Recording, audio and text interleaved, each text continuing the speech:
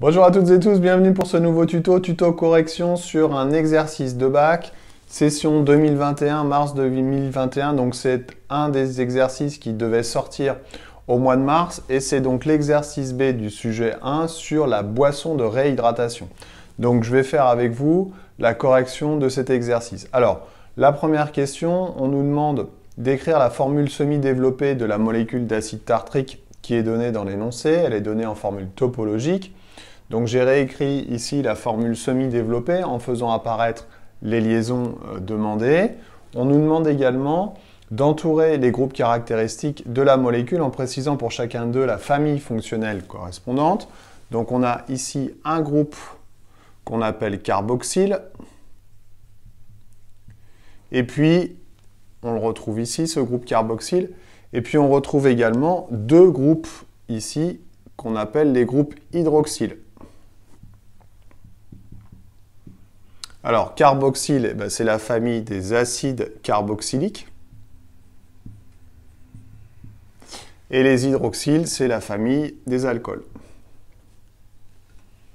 Voilà pour cette première question de nomenclature. Ensuite, 1-2, déterminer la forme prédominante dans la solution B parmi les espèces qui sont données, sachant qu'on nous dit un tout petit peu plus haut que le pH est supérieur à 12 à peu près dans la solution.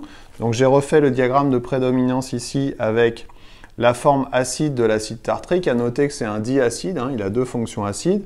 L'acide tartrique ici, les deux pKa qui sont donnés dans l'énoncé, la forme amphotère et donc T2-.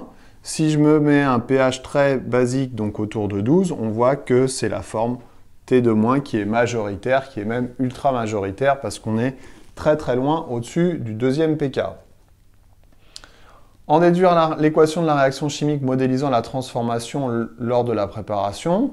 On a donc l'acide tartrique qui réagit avec l'hydroxyde de sodium. L'hydroxyde de sodium, c'est l'ion hydroxyde qui nous intéresse car c'est lui qui possède des propriétés acido-basiques. L'ion sodium n'est que spectateur. On va donc former le T2- puisque c'est lui qui est présent de manière majoritaire. On va donc avoir besoin de 2 HO- et on forme 2 H2O. On n'oublie pas de mettre les états physiques à chaque fois.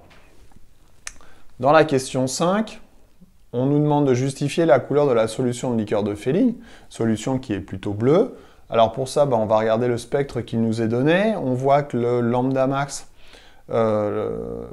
est à peu près autour de 650 nanomètres, donc ce qui correspond à une absorbance maximale autour du rouge-orange. Je regarde sur l'étoile chromatique qui est à côté.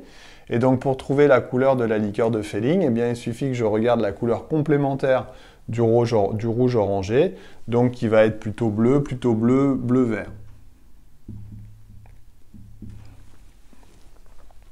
Ensuite, petite question sur le côté réducteur et oxydant. Donc on s'aperçoit dans cet exercice que finalement on a des questions qui balayent vraiment l'ensemble du programme.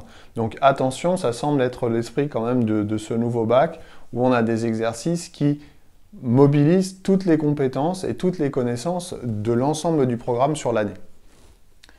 Question 2. Justifier le caractère réducteur du glucose dans cette réaction à l'aide d'une demi-équation électronique. Alors, le glucose, il est ici. On s'aperçoit dans l'équation qu'il se transforme en C5H11O5CO2-. Alors, qu'est-ce qui manque pour équilibrer là, pour ajuster cette demi-équation? On s'aperçoit que là, on n'a plus d'hydrogène. Ici, on n'a plus d'hydrogène alors qu'on en a un ici. Là, on a un oxygène, alors là, on en a deux, donc plus H2O. Voilà, et si on met plus H2O, on va donc mettre plus 3H+, et donc 3H+, et un moins, plus 2 électrons.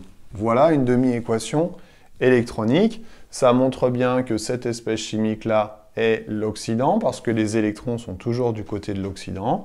Et cette espèce chimique-là, en l'occurrence le glucose, est donc un réducteur. Je vous rappelle, les électrons sont toujours du côté de l'oxydant. Question de 2. À l'issue de la réaction entre une solution étalon de glucose et la solution de liqueur de Fehling, le filtrat est de couleur bleue. Identifiez le réactif limitant. Si le filtrat est de couleur bleue, ça signifie qu'il y a encore de la liqueur de Fehling qui est présente, donc forcément c'est le réactif qui va être en excès. Donc si on a encore de la liqueur de Fehling présente, le réactif limitant, ça sera forcément le glucose. Hop. Si je rajoute du glucose, eh bien la réaction peut à nouveau avoir lieu.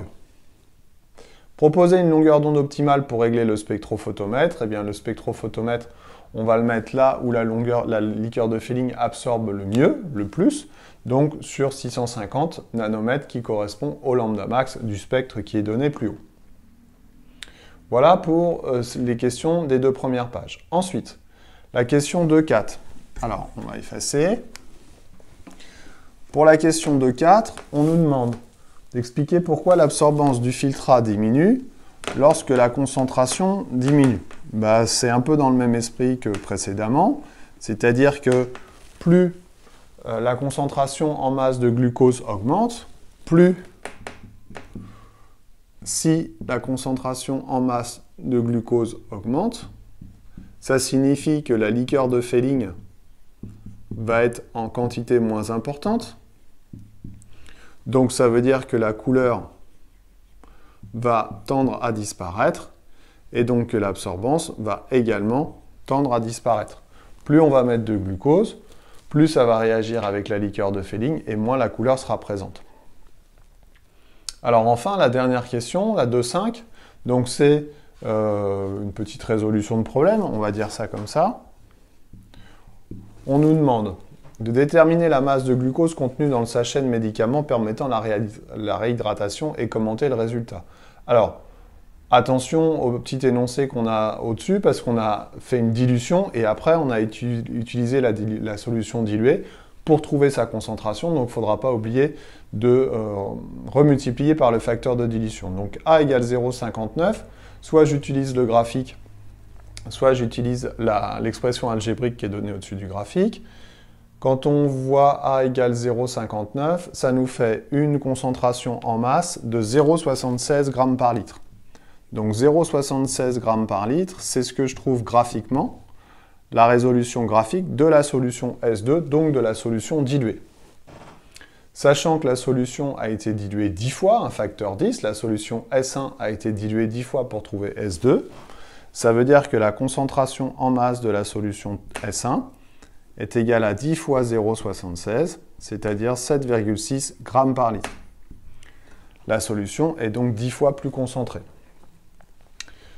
Quelle est la masse dans le sachet? Eh bien, pour trouver la masse dans le sachet, on va se servir justement de cette concentration en masse. La concentration en masse, c'est la masse sur le volume.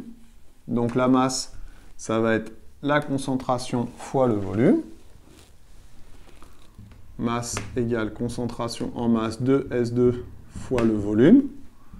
Sachant que le sachet, on l'a dissous dans 500 ml, ça nous donne 7,6 fois 0,500, ce qui donne 3,8 grammes. Autrement dit, il y a 3,8 grammes de soluté dans le sachet, masse de glucose. Alors, commenter le résultat obtenu, donc on va voir les documents. Dans les documents, on nous dit que c'est 4 grammes. Il y a généralement une masse moyenne de 4 grammes. Donc, si on veut commenter, ce qui est bien, c'est de faire un écart relatif. Cet écart relatif, ça va donc être la différence entre la masse théorique, la masse du sachet, et la masse expérimentale, la masse obtenue, divisé par la masse théorique, le tout fois 100 pour avoir un pourcentage. Si on a autour de 5% ou moins, on va considérer que c'est satisfaisant. Alors, on fait l'application numérique, ça nous donne 4 moins 3,8 sur 4. 4 moins 3,8 sur 4. Je vous rappelle que 4, c'est ce que je trouve dans l'énoncé, dans les documents. Et à ce moment-là, ça nous fait exactement 5%. Alors, pour avoir deux chiffres significatifs, on va mettre 4,0, même si dans l'énoncé, ce n'est pas écrit comme ça. Donc, 5% d'écart entre la valeur qu'on obtient et la valeur qu'on attendait. Donc, on va considérer qu'on est bien dans ce qu'on attendait au niveau des résultats. Pourquoi on met des valeurs absolues? De telle manière à ce qu'on puisse avoir toujours un pourcentage qui est positif, un écart relatif qui est positif par rapport au résultat attendu. Voilà. Donc voilà toute la petite correction. La dernière question, c'est une petite résolution de problème avec plusieurs étapes à négocier. Vous voyez que cet exercice, finalement, moi je le trouve pas très difficile, mais il fait appel à plein de sujets qu'on peut retrouver tout au long de l'année. Voilà, j'espère que j'ai été clair, puis je vous dis à bientôt pour une nouvelle correction de sujet de bac. Bye bye.